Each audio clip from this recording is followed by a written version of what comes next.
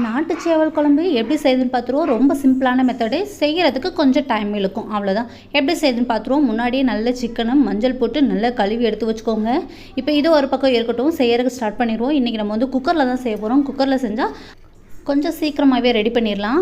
இப்போ குக்கர் அடுப்பில் வச்சு நல்லா சூடுபடுத்தி தேவையான அளவு நல்லெண்ணெய் சேர்த்துட்டு ஒரு ஏலக்காய், பிரெஞ்சி இலை, பட்டை, கிராம்பு, அதுக்கப்புறம் கல்பாசி இலை, பச்சை மிளகாய், இஞ்சி பூண்டு பேஸ்ட் எல்லாம் போட்டு நல்லா வதங்கினதுக்கப்புறமா நம்ம கழுவி வச்சுருக்க கறியெல்லாம் சேர்த்துட்டு நல்லா கிளறி விட்டுக்கோங்க. இது கூடவே கொஞ்சமாக உப்பு, மஞ்சள்தூள் சேர்த்துட்டு சிக்கன் மசாலா பொடி, மல்லிப்பொடி எல்லாமே சேர்த்துட்டு ஒரு 20% வந்து ஓரளவு வந்து குக் ஆகட்டும். அதுக்கப்புறமா வந்து நம்ம ரெடி பண்ணி வச்சுருக்க மசாலா எல்லாமே சேர்த்துக்கலாம். நம்ம ரெடி பண்ண மசாலா என்னென்ன சேர்த்துருக்கோம் அப்படின்னா, வெங்காயம், தக்காளி, பட்டை, கிராம்பு, 2 ஏலக்காய், அதுக்கப்புறம் கொஞ்சமாக வந்து தேங்காய் எல்லாத்தையும் சேர்த்துட்டு நல்லா வதக்கிட்டு அது கூட சிக்கன் மசாலா பொடி சேர்த்துட்டு நல்லா ஒரு பேஸ்ட் போல் அரைச்சி வச்சுக்கோங்க.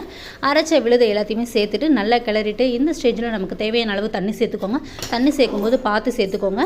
குக்கரில் வந்து நம்ம எந்த அளவுக்கு தண்ணி சேர்க்குறோமோ அது அப்படியே இருக்கும். அதனால் ஒரு நார்மலாக தண்ணி சேர்த்துட்டு விசில் போட்டு ஒரு 7-8 விசில் தாராளமாக விட்டு நல்லா வேக வச்சு ஓப்பன் பண்ணி எடுத்தோம் அப்படின்னா ரொம்ப சூப்பரான நாட்டு சேவல் கோழி மணக்க ரெடி பண்ணிட்டோம். ட்ரை பண்ணி பாருங்கள்.